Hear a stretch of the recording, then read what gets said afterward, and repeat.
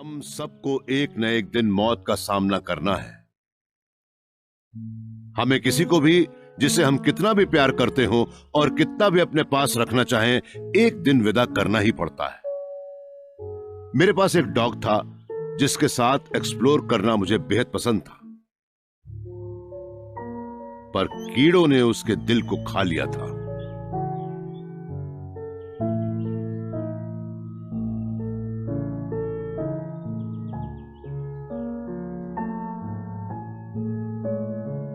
हमेशा के लिए अलविदा कहते हुए बहुत दुख होता है, मगर ये अनअवॉइडेबल है।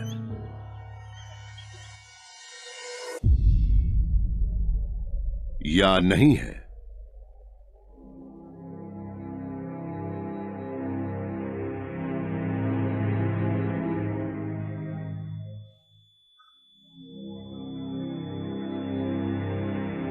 ये मरीज मर चुका है। इसका ना दिल धड़क रहा है, ना सांस चल रही है, ना ही इसका खून दिल से होकर गुजर रहा है। पर आज ये फिर से जिंदा किया जाएगा इस व्यक्ति द्वारा। ये हैं येल न्यू हेवन हॉस्पिटल के हार्ट सर्जन जॉन एलेफ्ट्रियाडिस। जॉन नियमित रूप से अपने मरीजों को मारते हैं और फिर वापस जिंदा करते हैं। मेडिकल कॉलेज की पढ़ाई और फिर रेसिडेंसी पूरी करने के बाद मैं सिर्फ हार्ट सर्जरी करना चाहता था। उन दिनों हार्ट सर्जन बनना एक फाइटर पायलट जैसा था, क्योंकि हमें भी हर दिन नई से नई सीमाएं तलाशनी पड़ती थी, जोखिम उठाने पड़ते थे। जॉन आज भी सर्जरी की उसी सीमा तक जाकर काम करते हैं। आज वो एक बुरी तरह से डैमेज्ड दिल को रिपेयर करने की कोशिश कर रहे हैं, जिसे तब तक ठीक नहीं किया जा सकता जब तक वो काम करना बंद नहीं करता। उन्हें इस दिल की धड़कन रोकनी होगी, पर ऐसा करने से मरीज के दिमाग को खून मिलना बंद हो जाएगा, जिससे उसे ऑक्सीजन नहीं मिल पाएगी। जॉन को ऑपरेट करने के लिए 45 मिनट चाहिए। साधारण तापमान पर दिमाग सिर्फ 5 मिनट बाद ही मरने लगता है। इसके लिए उन्होंने एक अनोखा हल निकाला है कि मरीज को बर्फ में जमाकर सस्पेंडेड एनिमेशन की हालत में ले आएं। दिमाग खून के मिलने में एक पल से ज्यादा की रुकावट बर्दाश्त नहीं कर सकता। अगर वो रुकावट कुछ मिनटों से ज्यादा हो जाए तो दिमाग के सेल्स मरने लगते हैं।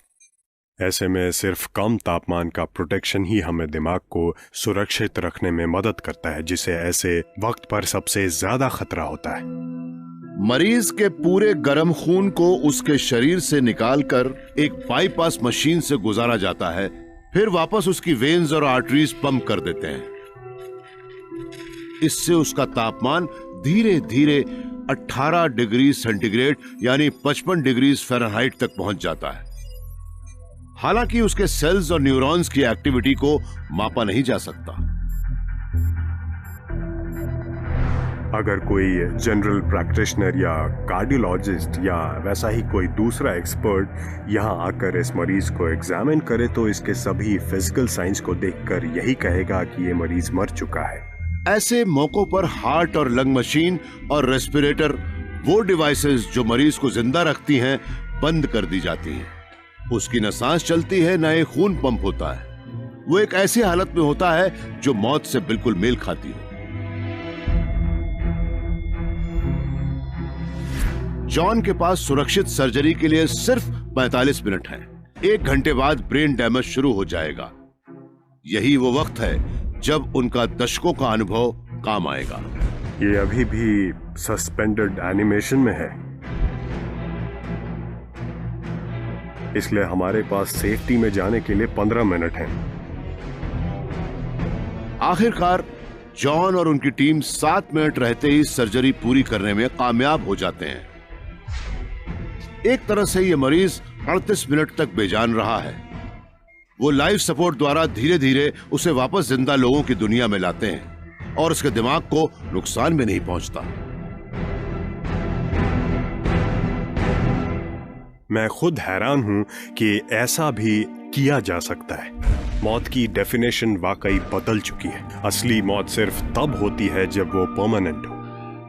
लेकिन इस बहुत ही स्पेशल हाई टेक्नोलॉजी के माहौल में सस्पेंडेड एनिमेशन या डीप हाइपोथर्मिक अरेस्ट की हालत में लाए गए लोगों पर मौत की ये कसौटी लागू नहीं होती।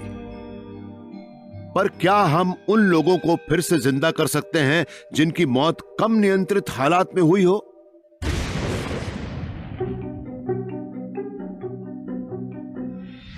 Lens baker university of Pennsylvania के सेंटर फॉर रिससिटेशन साइंस के डायरेक्टर हैं। वो मानते हैं कि किसी को फिर से जिंदा करने की चाबी खुद उसी के भीतर छिपी है। एक बात हम हजारों सालों से जानते हैं कि अगर मीट को फ्रीजर में रखा जाए तो वो ज्यादा लंबे समय तक चलता है। डिके प्रोसेस, जो असल में डेथ प्रोसेस ही है, कम तापमान वाले माहौल में बहुत ही धीमी पड़ जाती है, क्योंकि तापमान के गिरने पर सेल्स को ज्यादा ऑक्सीजन की जरूरत नहीं होती। वो ज्यादा तापमान जितना मेटाबोलाइज नहीं करते और धीरे धीरे ऐसी हालत में पहुंच जाते हैं जैसे हाइबरनेट कर रहे हों। हमारा शरीर कई लाख करोड़ जिंदा सेल्स से बना है। रेगुलेटरी जीन्स इन सेल्स को बताते हैं कि इन्हें कैसे बिहेव करना है। यह समझिए कि वो इन सेल्स का ऑपरेटिंग सिस्टम है। हर सेल की जिंदगी के अंत में जीन्स ऐसे डिस्ट्रक्टिव एंजाइम्स बनाते हैं जो इन सेल्स को तोड़ देते हैं, जिससे हर रोज हमारे करीब 50,000 करोड़ सेल्स मरते हैं। जब भी हमारे साथ कुछ बहुत ही गलत होता है, जैसे कि हमें हार्ट अटैक आ जाए, तो ऐसे में घायल हुए सेल्स अपने सेहतमंद पड़ोसियों के लिए खतरे की घंटी बजा देते हैं कि उन सब के मरने का वक्त आ गया है। इससे सेलुलर सुसाइड की एक लहर सी उठती है जो तेजी से हमारे शरीर में फैल जाती है। हमारी मौत कोई दुर्घटना नहीं है, ये एक बायोलॉजिकल प्रोग्रामिंग है जो इस बात को नियंत्रित करती है कि हमारी मौत कैसे हो, और उस प्रोग्रामिंग में ही उसे बदलने का राज भी छिपा है, जिसकी मदद से हम किसी व्यक्ति को वापस जिंदा कर सकते हैं। ये जानने के लिए कि डेथ प्रोग्राम किस चीज से शुरू होता है, लैंस ने कुछ सेहतमंद सेल्स को लेकर उनकी ऑक्सीजन की सप्लाई रोक दी। उन्हें उम्मीद थी कि इससे ज्यादातर सेल्स मर जाएंगे और जब बचे हुए सेल्स को फिर से ऑक्सीजन मिलेगी तो वो फलने फूलने लगेंगे। लेकिन जो कुछ मैंने देखा वो उससे बिल्कुल ऑपोजिट था जो हमने सोचा था। जिन सेल्स को ऑक्सीजन नहीं मिल रही थी वो वैसे ही पड़े थे। वो कुछ कर नहीं रहे थे लेकिन मरे भी नहीं थे। पर जब हमने उन्हें दोबारा ऑक्सीजन देनी शुरू की तो उनका मरना शुरू हो गया।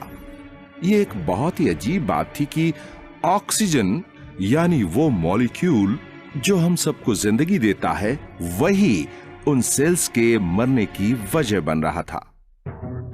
न जाने क्यों, पर सेल्स को दोबारा ऑक्सीजन देने से उन्हें मौत का सिग्नल मिलने लगता है, जिससे वो एक साथ आत्महत्या करना शुरू कर देते हैं। और शायद फ्रीजिंग इस प्रोसेस में एक बाधा है।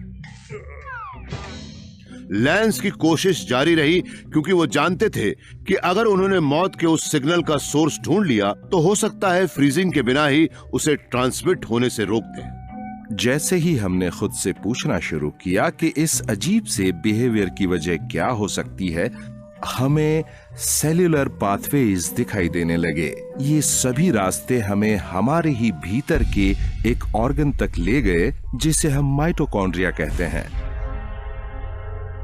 माइटोकॉन्ड्रिया हमारे शरीर के हर सेल के काफी भीतर रहते हैं। वो हमारे द्वारा खाए गए खाने और हमारी ऑक्सीजन को केमिकल एनर्जी में कन्वर्ट करते हैं। कई तरह से ये कुछ एक न्यूक्लियर पावर प्लांट जैसा है। जिस तरह एक न्यूक्लियर पावर प्लांट में कुछ रॉड्स होती हैं जिनको साथ लाकर गर्मी पैदा की जाती है, लेकिन उस प्रोसेस को नियंत्रण में न रख पाने पर चेर्नोबिल जैसे हादसे होते हैं। उसी तरह अगर एक माइटोकॉन्ड्रिया नियंत्रण से बाहर होकर न्यूक्लियर हो जाए तो एक ऐसा चेन रिएक्शन शुरू करता है जो डेथ सिग्नल को एम्पलीफाई कर देता है, और वो डेथ सिग्नल पूरे शरीर में फैलकर व्यक्ति को मार भी सकता है। लैंस और उनकी टीम का ख्याल है कि हम इस चेन रिएक्शन को रोक भी सकते हैं, पर इसके लिए हमें अपने माइटोकॉन्ड्रिया को सल्फाइड, साइनाइड और कार्बन मोनोऑक्साइड जैसे जहर देने होंगे। इन टॉक्सिन्स की फाइनली कैलिब्रेटेड डोज हो सकता है डेथ सिग्नल को खामोश कर दे। इससे फ्रीजिंग के मुकाबले वक्त भी कम लगेगा और सेलुलर मेल्टडाउन भी रिवर्स हो जाएगा। दरअसल हम चाहेंगे तो ये कि जब हम किसी मरीज को वापस ऑक्सीजन देना शुरू करें तो कुछ मॉलिक्यूल्स को अलग कर लें, क्योंकि हमारे ख्याल में हम माइटोकॉन्ड्रिया को फिर से स्टार्ट करके इस लायक बना सकते हैं कि वो मौत देने की जगह दोबारा एनर्जी पैदा करने लगे। ये इलाज अभी भी बहुत एक्सपेरिमेंटल है, पर अगर डॉक्टर्स डेथ सिग्नल को खामोश कर लेते हैं तो जल्द ही मरने वालों और हाल ही में मर चुके लोगों को फिर से जिंदा करना आम हो जाएगा। मेडिकल साइंस ने पहले ही साबित कर दिया है कि मरे हुए लोग बहुत ही नियंत्रित हालात में फिर से जिंदा हो सकते हैं, पर क्या हम इससे भी आगे जा सकते हैं? क्या हो अगर हम मृतकों को फिर से पैदा कर सकें? बॉब लेंजा बॉस्टन के एक वर्किंग क्लास परिवार से हैं। आज वो करोड़ सेंसर वैल्यूज को समझकर ऑर्गेनाइज करना और उनके इतने बड़े डेटा सेट को इस लायक बनाना कि वो उसमें झांक कर आसानी से उसका इस्तेमाल कर सके, बहुत ही बड़ा काम है। अभी हम लाइव व्लॉगिंग की एक बहुत ही शुरुआती स्टेज पर हैं। अभी तो हम भी मोबाइल फोन्स द्वारा डेटा जमा करते हैं, पर हम इससे भी कहीं आगे जा सकते हैं। हम छोटे छोटे कैमरे बनाकर आपके चश्मे में लगा सकते हैं ताकि वो हर उस जगह को देखे जिस जिस जगह पर आपका सिर घूमता हो और वहीं की फोटोज खींचे। वैसे आमतौर पर कैमरास बाहर की ओर देखते हैं, पर अगर हम एक छोटे से कैमरे को आपकी तरफ मोड़ दें ताकि वो सीधा आपकी आंखों में देखे तो ये भी आइडेंटिफाई कर सकता है कि आप किसी पोस्टर को देख रहे हैं या सड़क पर चलते किसी आदमी को। आपकी ओर देखते कैमरे द्वारा इस सब को आइडेंटिफाई करके हम ऐसी टेक्नोलॉजीज बनाना शुरू कर सकते हैं जो इसे भी कहीं ज्यादा इफेक्टिव डिजिटल मेमोरी यानी लाइफ लॉग बना सके। इससे हमें और भी बेहतर ने बुनियादी तौर पर अपना ही एक रोबोट वर्जन बनाया है। जैसे जैसे उनका हार्डवेयर सुधरता जाएगा, उनके एंड्रॉइड्स असली लोगों जैसे लगने लगेंगे।